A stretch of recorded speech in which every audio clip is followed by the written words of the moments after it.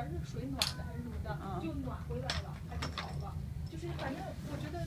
我是看沾风，别的都还行。对对对，就是沾风，然后凉水。我觉得你还是，我也不知道是不是，反正我脚后跟疼了，我现在就是脚后跟疼。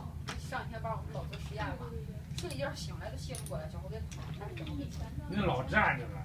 我不知道，以前没有，以前没生孩子的时候没这么疼呀。体质上的，你看老站着，我不知道你们做实验可能老站。我就说你坐月子好像也没太休息哈。最起码我穿着袜子呢。啊。但是他们是说，因为你怀孕的时候分泌的雌激素，然后怎么着导致你。